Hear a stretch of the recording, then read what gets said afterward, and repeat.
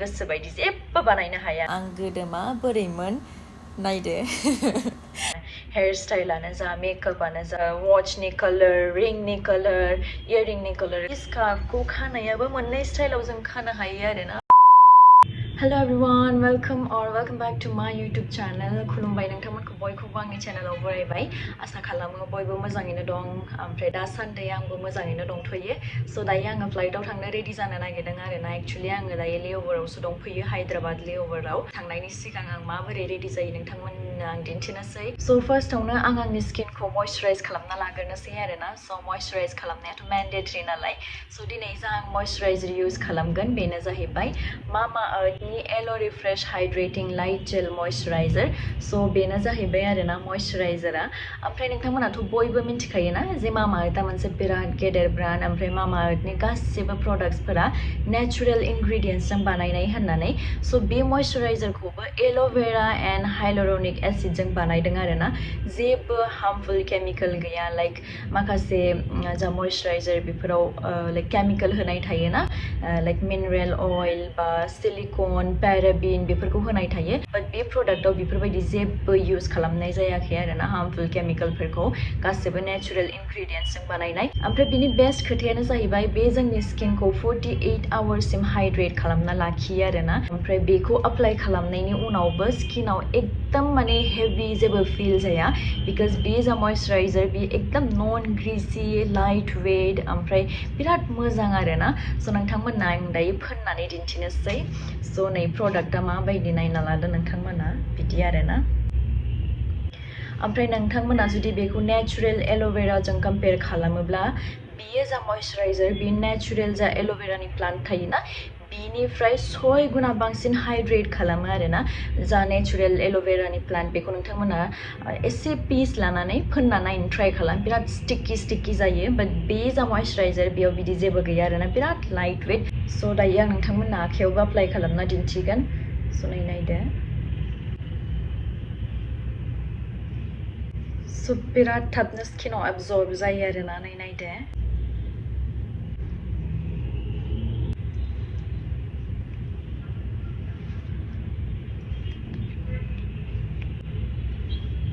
स' नायदो आं दायो एप्लाइ खालामबाय मयस्चाराइजारखौ ओमफ्राय बिराद लाइट वेट आरोना एकदम नन ग्रिसि लाइक माखासे जा मयस्चाराइजार बेफोरो नोंथांमोननि स्किनाव स्टिक जागोन नोंथांमोना ट्राइ खालामना नायबानो जाबाय ओमफ्राय बिराद मोजाङै मयस्चाराइज खालामो आरोना एकदमबो स्टिकिनेस गैया नायदो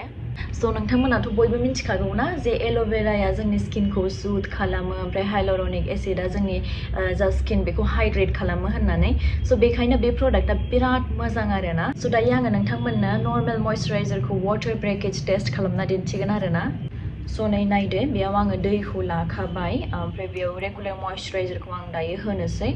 स' बिदि सायाव गोजावबाथाय माने मयस्चाराइजारा बारा लं लास्टिं जाया आरोना ओमफ्राय जा मयस्चाराइजारा गाहायाव गोदोलाङो बैफोर मयस्चाराइजारासो बांसिन लास्ट खालामो ओमफ्राय बे मयस्चाराइजारा अल स्किन टाइपखौनो सुट खालामो लाइक माखासेना अइलि स्किन थायो माखासेना ड्राइ स्किन थायो बाट बियो बयखौबो सुट खालामो आरोना स' बयबो फोननो हागोन ओमफ्राय सोरबाफोर जुदि बे प्रडाक्टखौ पारचेज खालामनोब्ला आं लिंकखौ डिसक्रिपसनाव होनानै दोनगोन नोंथांमोना लिंकनि थ्रुजों पारचेज खालामनो हागोन ओमफ्राय नोंथांमोना जुदि आंनि क'डखौ इउज खालामोब्ला नोंथांमोना 20% अफ मोनगोन आरोना स' गाइस मेकआपआ अलरेडि जाबाय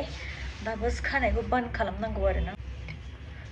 दायो आं नोंथांमोना दिन्थिनो दायो आं बानखौ माबायदि बानायो स' खानायखौ बिदि प्लेन खालामनानै मोनसे पनि खाना लाबायना बेनि उनाव नैबे जा दङ बेखौ बिदि सोना होगोन बिनि उनाव एक्सट्रा राबार बेन्ड मोनसे ओमफ्राय बेखौ जास्ट बिदि स्प्रेड खालामगोन आरोना खानायखौ जरै खानायखौ बिदि खालामखांनायनि उनाव खानाया बिदि फैयोना माने आङो बिदि बोना लाबोयो ओमफ्राय नैबेखौ माने जा आग्लायनाय खानाय थायोना बेखौ राबार बेन्डजों सिकिउर खालामो आरोना बिकज गेवस्राबाथाय लेथ्रा नुयोना बेखायनो बिदि खाना लायो खानायनि उनाव जास्ट मोनसेल' इउपिन सिकिउर खालामो नै जाबायबो दा ओमफ्राय बे जाखानाय बियो नेटजोंनो सिकिउर जाखागोन आरोना बे नेटखौ लाबाय नेटखौ लानानै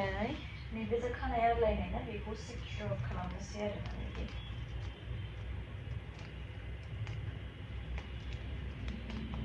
गाइस जाबाय आंना बानाबो जाबाय मेकआपआबो जाबाय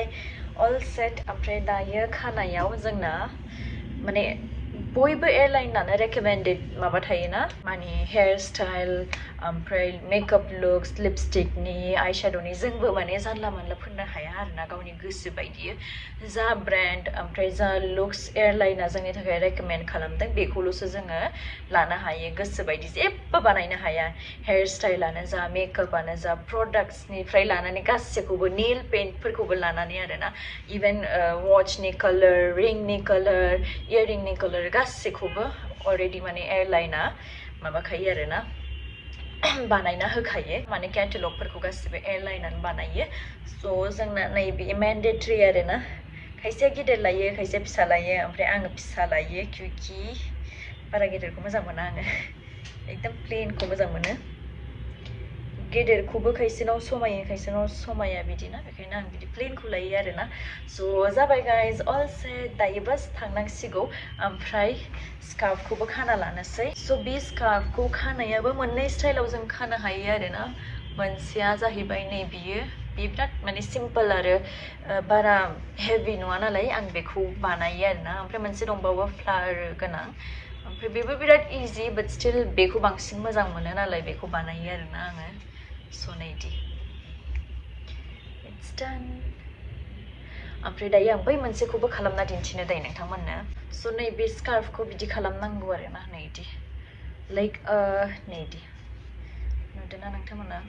माबोरै दिन्थिनो मोजाङैथ' नुनाय नंला बाट स्टिल रुमालफोरखौबो बिदि खालामोना जोङो बिदि खालामनांगौ आरोना सेम पुरा स्कार्फखौ टटेलि बिदि खालामजोबनांगौ आं खालामसै दे फार्स्ट स' नै जाबायना नैदि बिनि उनाव बेखौ दायो गोदोनानिफ्राय बिदि लाबोनानै नैबेयाव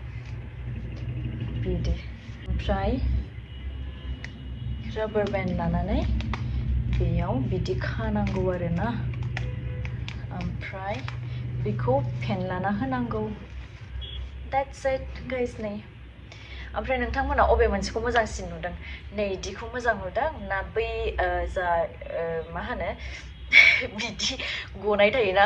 बिदिखौ मोजां नुदों अबे मोनसेखौ मोजां नुदों नोंथांमोना आंनो कमेन्टआव खोन्थाहरबानो जाबाय बै सिम्पलखौ मोजां नुदों ना नैबे फ्लावारखौ मोजां नुदों स' दायो आङो एकदम रेडि जाबाय आरोना स' दसे थांनोसै टाइम जायागौमानि बिनि उनाव थांनोसै आरोना गाइस रुमनिफ्राय ओंखारबोबाय ओमफ्राय दायो चेकआउट खालामनोसै आरोना ओमफ्राय थांनोसै नै बेगाबो रेडिखा हेडखौ आखायाव लाबाय आंना पाउच स' गाइस नै नायदो हायद्राबादनि वेदारा जा मोजां जाना दंमोन आरोना बार बारगासिनोमोन ओमफ्राय आं डाइरेक्ट एयारपर्ट थांबाय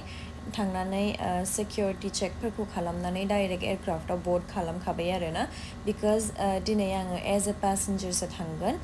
अपारेट खालामा आरोना लाइक बेलेग दिनाव अपारेट खालामोना बाट दिनै पेसेन्जार जाना थांगोन लाइक नर्मेल पेसेन्जारफोरा जेरै थाङो बिदिनो आरोना जेबो खामानिबो मावा ओमफ्राय सिटआव जिरायनानै आंनि जा सिटनि सिगाङाव माने सासे गथ' दंमोन ना बे बिराद किउटमोन आरोना एदावगासिनोमोन आंखौ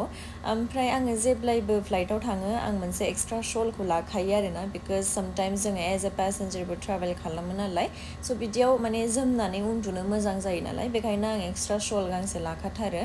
ओमफ्राय बे शावार केपखौ जोङो हटेलनिफ्राय लाबोयो आरोना बिदि हेडखौ माने जोङो कभार खालामना दोनो अब्ला हेडआ लेथ्रा नाङा स' फ्लाइटआ टेक अफ जाखांनायनि उनाव आं मोनसे मेगि लाबाय बेखौनो जानानै थांगासिनो आरोना दायो ओमफ्राय आंनि जा एक्सट्रा फन मोनसे दङ ना बेयाव ओल्ड फट'सफोरखौ आं नायगासिनोमोन दिनैसो बिराद गोबावनि उनाव जा नस्टेलजिक फिल जादोंमोन आरोना जोङो जेब्ला स्कुलाव दंमोन अब्ला जोङो बिराद इन्जय खालामोमोन लाइक इच एन्ड एभ्रि फेस्टिभेलानो जा माबाफोर अकेसनानो जा बिराद इन्जय खालामोमोन आरोना बिराद बोरैबा फिल जाजोब्बायमोन आङो बिकज अल्ड मेम'रिसफोरखौ एकदम गोसोखांजोब्बायमोन नै आंनि फेमिलि मामोनजों ओमफ्राय जेब्ला जोङो क्लास 12खौ पास खालामदोंमोन बिनि फेयारवेलावबो जों माबोरै गाबदोंमोन बेफोर फट'आबो गासिबो दंजोबोमोन आरोना बे फुराना फनाव बिराद मेम'रिस दङ ओमफ्राय आरो लोगोसे नोंथांमोना माबा दिन्थिनो दा नै नायदो नोंथांमोना आं गोदो माबोरैमोन नायदो आं गावनो नुनानै मिनिनो ओंखारगासिनो बेफोर फट'खौ नुनानै नै नायदो जा फानिखामोन आरोना ओमफ्राय दा एकदम टटेलि चेन्ज जाबाय बिराद गिदिर लाइफआव टुइस्ट फैबाय गोदोनि लाइफआबो बिराद मोजांमोन बाट स्टिल दानि लाइफआबो बांसिन मोजां जालांबाय आरोना so lucky for that. ओमफ्राय नै जोङो PG आव बयबो माबोरैमोन स' बेफोर ओल्ड फट'सफोरखौनो नायगासिनोमोन आरोना आङो ओमफ्राय मेगि लादोंमोन ना स' मेगिखौ जानानै आङो थांगासिनो ओमफ्राय आरो खोमसिखाबायमोन जेब्लासिम आङो माने दिल्ली सौफैबाय सौहैनाय लोगो लोगो आं डाइरेक्ट केबखौ लानानै न'आव थांखाबाय आरोना रुमाव स' जियानो जादोला दिनैनि व्लगाव आङो गोबां आंनि ओल्ड पिक्चार्स मेम'रिसफोरखौ शेयार खालामबाय नोंथांमोनजों स' माबोरै मोनखो नोंथांमोना आंनो कमेन्टाव खोन्थाहरबानो जाबाय ओमफ्राय दिनैनि व्लगखौ बेयावनो फोजोबथ'नोसै आरोना स' थेंक इउ स' माच गाइस आंनि व्लगखौ जोबजासिम नायनायनि थाखाय see you in the next vlog till then take care stay safe and stay tuned bye